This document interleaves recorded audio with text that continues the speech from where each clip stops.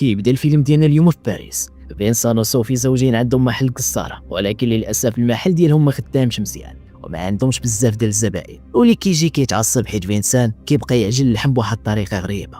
واحد النهار هجموا عليهم الناس النباتيين، لاحوا عليهم الصباغه، هرسوا المعن وكتبوا شعارات ضدهم.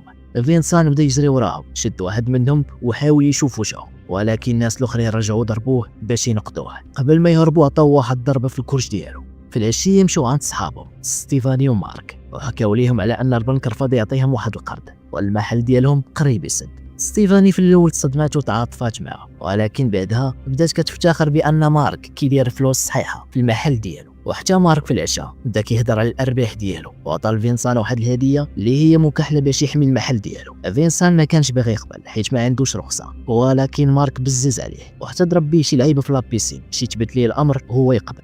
في الطريق وهما راجعين صوفي قالت لفينسان خاصهم يتفرقوا حيت الحياه الزوجيه ديالهم ولات ممله، وهي بغات راجل كيحمسها. ولكن فينسان ما كانش مركز معها حيت شاف داك الراجل اللي جمع المحل ديالو هو في بيكالا. بلا ما يتردد حبس الطوموبيل ورجع للور باش يواجهه، ولكن بالغلط ضربوه وقتلوه. فينسان تخلع وبغى يتواصل مع البوليس باش يقول لهم بانه مجرد حادثه، ولكن صوفي فكرته بانه شارب الشراب والمكحله باقيه في الطوموبيل وهذا يقدر يخليه يدخل الحبس العمر ديالو كامل. تذكرته واحد الوثائقي على واحد القاتل كيدير تقطيع لجثث الضحايا وكيفرقهم في الميكا في مناطق مختلفه. من بعد شويه فينسان دار الضحيه فوق واحد الطابله ديال القصاره وبدا كيقطع فيه بالالات ديالو، قسموا لاجزاء كبيره وبدا كيقطعهم قطع صغار. في وسط هذا الشيء طاحت واحد الودن ديال الضحيه والكلب ديالهم كلاها بلا ما يتردد وبدا كينبح باش يعطيه بزاف. فينسان تخلع ولكن بقى كيشوف الكلب كياكل وبدا كيفكر. من بعد دخل الغرفه ديالو، ولكن صوفي قالت ليه يمشي بعد منها حيت هما دابا مفروقين واضطر ينعس في الصالون. الصباح فينسان فاق معطل وجرى للمحل ديالو، ولكن تفاجأ ان صوفي بعت اللحم البشري اللي خلاه فوق الطابله حيت كان كيسحب ليها بلي اللحم هادي. قبل ما يقدر يشرح ليها دخلت واحد الزبونه فرحانه كتقول ان هذا اللحم هو احسن حاجه ذاقتها في حياتها وبغات منه بزاف.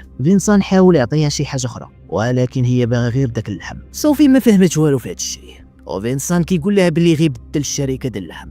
دابا صوفي بغات تجرب هذا النوع جديد ديال اللحم ومن ذاقته عجبها بزاف. فينسان قال لك لي انا بلي هذا اللحم هو لحم خنزير ايراني، قالك لي انا شرات ما بغاتش ومني مشات. صوفي ضغطات على فينسان باش يقول لها الحقيقه. مني فهمات القصه تصدمات شويه، ولكن بالزربه بدات كتقول ليه ما يخليش اللحم يضيع، خاصو يذوق وحشه هو. فينسان رفض، ولكن صوفي بقات كتضغط عليه وقالت ليه يقدروا يبيعوا الشتا كامله باش يتخلصوا من الدليل.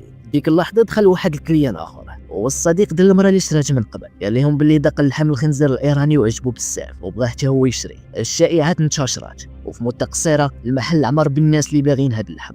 فينسان وصوفي بقاو كيبيعوا اللحم البشري وكيدخلوا الفلوس مزيان، حتى جا عندهم البوليسي ناطمك باش يشري حتى هو. خلعوا شويه ولكن لحسن الحظ ما شك في والو البوليسي. بالليل فينسون قرر ياكل اخر قطعه ديال اللحم البشري اللي بقات عنده وعجباتو بزاف. صوفي شافت باللي عندهم فرصه كبيره وقالت لي خاصهم يبداو يقتلوا الناس ويبيعوهم. فينسون بدا كيضحك وقال ليها بلاتي كتضحكي معايا ياك، ولكن صوفي كانت كدوي من نيتها وقالت لي بلي هادشي يقدر ينقذ المحل ديالو. النهار اللي موراه بنتهم كلوي جات عندهم وجابت صاحبها لوكاس باش تعرفهم عليه. المفاجاه كانت انه نباتي، ولكن كيقول باللي كيحترم الناس اللي كياكلوا اللحم وماشي من هذوك المتطرفين اللي يهجموا على المحل.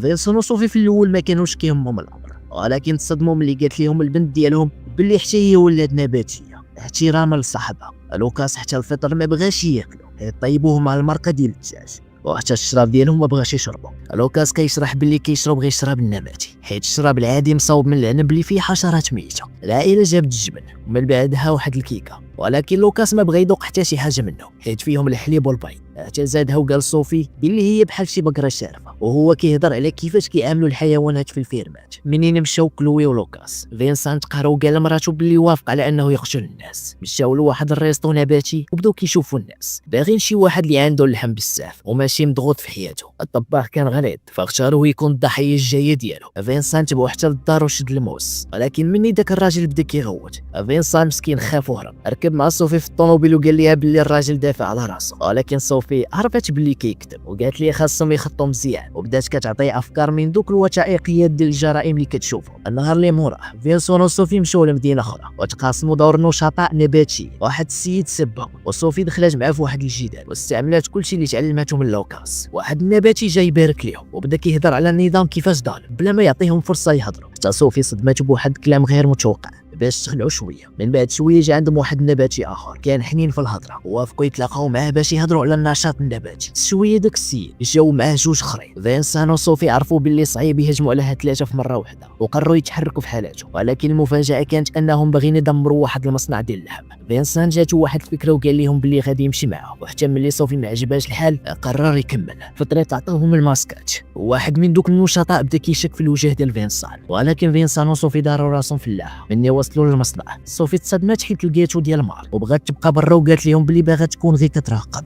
فينسان دخل مع دوك ثلاثه وكان فرحان وهو كيهرس في المصنع، شعل العافيه، وحتى انه بان على التصويره ديال صاحبو مارك. من بعد مشاو صوفي للريستون وهي كتخاصم عليه حيت خان صاحبه. ولكن فينسان كيشوف بلي الشركات الكبار بحال مارك هما اللي دايرين الضرر للتجار الصغار ماشي النباتيين. طلب قطعه ديال اللحم، ولكن من يجي ياكلها ما كملهاش حيت في بالو اللحم ديال البشر بنين كثر. فينسان رفض يرجع يقتل، ولكن صوفي بدات كتنوز عليه وكتقول ليه بلي هو جبان وما عمرو دار شي حاجه في حياته بوحده، ديما كيعول عليها. كلامها خلى فينسان تعصب بزاف حتى انه رفع عليها الفرشاطه، ولكن فاش قرب يضربها وقف راسو وقال ليها بلي كلشي سالا بيناتهم، ومن بعد خرج مخليها بوحدها. صوفي بقات كتهضر مع السيرفور ولقاو بلي عندهم نفس الحب ديال الافلام الجرائم. عرض عليها يوصلها، ومن يوصلها لاحظ المحل ديالها. السيرفور عجباتو المفارقه حيت وصل وحده جزاره وهو نباتي، بغا كيغازل فيها حتى باسها. ولكن صوفي كانت جيعانه وعطات اللسان ديالو حيت داز ليه الدم. عرضات عليه يدخل ينقي راسه. من يدخل الحمام صوفي قالت لفينسان بلي هاد السيد يقدر يكون هو الحلوف الايراني للشاي، وبغات تغيدو حيت حكات لي على البوسه بالتفصيل. فينسان تعصب وبدا كيمضي في الموس ديالو، وصوفي بدات كتحس بالحماس حيت شافتو تقصح. ولكن فجاه وقف حيت فكر باللي احسن لحم كيجي من البقر هو اللي ما فيهش التوتر. صوفي قررت دير للسيرفور ماساج باش يرتاح مزيان. مني قالت لفينسان يسالي معاه بدا كيشك، ولكن صوفي ضغطات عليه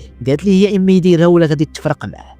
فينسان خرج من الكوزينه، ولكن تصدم ملي لقى السيرفور عليه حيت في بالو هادشي غير لعبه ديال الزوجين باش يدخلوه في شي حاجه ما مزياناش. فينسان تعصب بزاف وبدا كيضرب فيه حتى قتلو. في ديك اللحظه كلوي دخلت للدار. فينسون جرى غسل وجهو بما ديال الحوت، وصوفي خبات حوايج السيرفور وجدتها ورا الدار. كلوي كانت معصبه حيت لوكاس نفاصل عليها، قال ليها بلي يشك فيها كتاكل اللحم في السر، وباللي بنت الجزار عندها حب للحم في دمها، بغات تبات مع والديها وتاكل اللحم ديال المحل في العشاء. وانا الزوجين بدا كيخافوا شويه، قالوا ليها ترجع عند لوكاس وتعطيه فرصه اخرى حيت هو ولد الناس. ملي مشات بداو كينقيو في الصالون وكيقطعوا الجثه، وبينما هما خدامين حسوا باللي علاقتهم رجعت قويه. مشاو رماو الموتور ديال السيرفور في الواد. من بعد ناسو مجموعين فوق السطاري. الصباح ستيفاني ومارك اتصلوا بهم كيقلبوا على الدعم النفسي حيت المحل ديالهم دمر. صوفي في الاول حنات فيهم، ولكن فاش ستيفاني بدات كتهضر على فينسون بواحد الطريقه ساخره تبدل الموقف ديالها. الكوميسير ناتما قال لهم بلي نفس النشطاء اللي هجموا على محل فينسان هما اللي داروا هادشي، وحتى انه وراهم الفيديوهات. وبينما ماركو ستيفاني كيطالبوا بتعويض من الحكومه. ناتماك سولهم في الخفاء على الحلوف الايراني. العشيه كانوا الناس مصافين قدام الحانوت باش يشريوه، والجثه تباعت كلها في مده قصيره. صوفي وعداتهم باللي غيكون عندهم بزاف ديال اللحم غدا. في الليل خطف الطباخ ديال الريستون النباتي وقتلوا في البانيو بعد ما كانوا خايفين. ايام دازوا والزوجين بقاو كيصطادوا النباتيين بطريقه مختلفه. فينسان ما بقاش خايف وبدا كيعجبو هاد الشعور ديال الصيد، والانهار الزبائن كيتزادوا، الصف كيولي طويل بزاف قدام المحل. العلاقه بيناتهم كبرت وحتى القتل ولا عندهم روتين عادي لدرجه كيهضروا في الهضره خاويه وهما خدامين. في واحد الليله عيطوا لواحد النباتي باش يمشي معاهم يدمروا مصنع ديال اللحم وهو كيقلب على الماسك. فينسان شد الموس باش يضربوه، ولكن داك السيد شافو وركلوه. الزوجين بداو كيجريو وراه في الغابه، ولكن مع الاسف فقدوه في الظلام. صوفي بانت خايفه وقالت لي بان المغامره ديالهم سالات، ولكن فينسان حس بشي حد كيتحرك في الظلام. صوفي شدت التليفون وعيطات على داك الراجل، والرنه ديالو فضحات بلاصتو. الراجل خاف وبغى يهرب، ولكن زلق وطاح مسكين.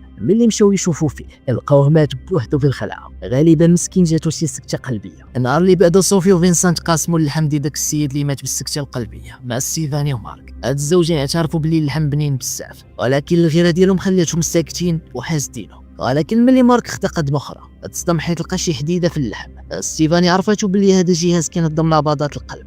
فينسان هزو بالزربه وقال لهم بلي هذا ماشي جهاز ديال القلب، ولكن هذا جهاز كيديروا للفلاحه باش كيتبعوا الماشيه ديالو. بدات نقاشات، ولكن ستيفاني ومارك ملي بداو كيحتقروا المحل ديال فينسان وصوفي. فينسان تشجع باش يوقف ليهم ويعايرو، كينتقد كلشي فيهم. مارك تعصب وهجم عليه وبدات واحد المضاربه وسط الجرده، وبلا ما يسمعوا لعيالاتهم كيبكيو باش يوقفوا. فينسان طاح مع مارك في لابيسين ووصلوا مضاربه عض ليه ودنه. وبلا ما يشعر بقى كيمدخ فيها. ستيفاني شدات فيه وعجباتو، وفينسانت في الودن وقال لهم راه غير باغي يعطيهم درس. فينسانت بدا كيتفرج في الافلام الوثائقيه ديال الحيوانات وتعلم كيفاش الفهود كيتخباو ويجريو باش يطيحوا الفريسه ديالهم. من بعد ولا كيتعلم تقنيات اخرى من الحيوانات بحال كيفاش الافعى كتموت الفريسه بالخنق ديالها. واحد العشيه كانوا دايرين استراحه في الجرده، جا عندهم واحد الشاب كيتشكى من الدخان والرائحه ديال الجثث المحروقه، حيت هذه بلاصتو المفضله لليوغا. الزوجين داروا راسهم متفقين وغادي يحيدوا من البلاصه، ولكن في الواقع قتلوه. من بعد فتره مشاو للحفل النباتي باش يقلبوا على ضحايا جداد. فينسانت صدم حيت تعجب في واحد الولد كان غليظ، ولكن حس براسو خايف حيت ما بغاش يضر بالدراري الصغار.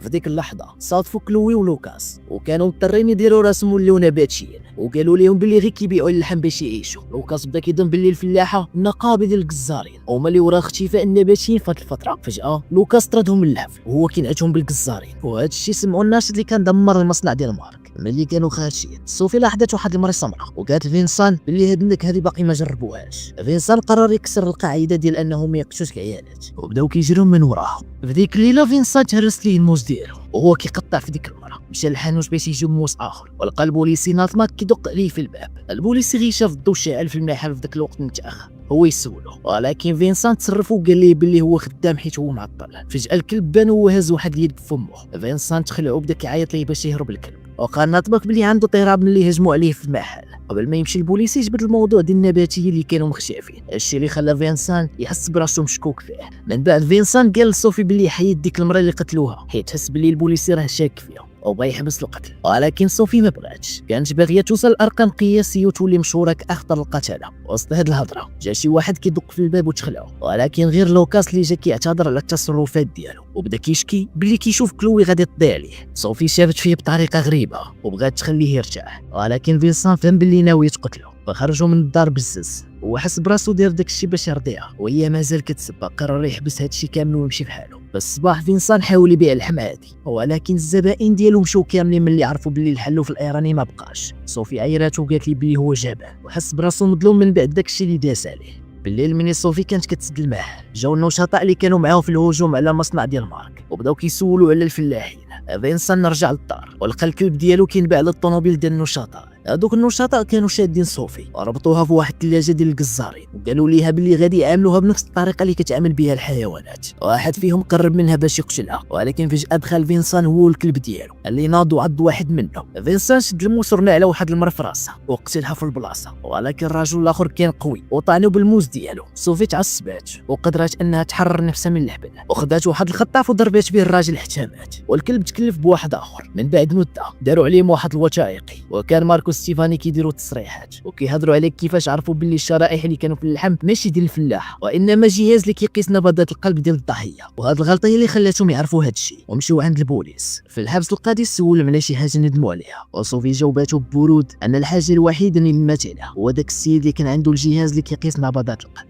الى عجبكم ملخص هاد الفيلم خلي واحد اللايك وخلي الراي ديالك في الكومنتيرات، والى مازال ما اشتركتيش راه فايتك بزاف. نشوفكم في الفيلم الجاي.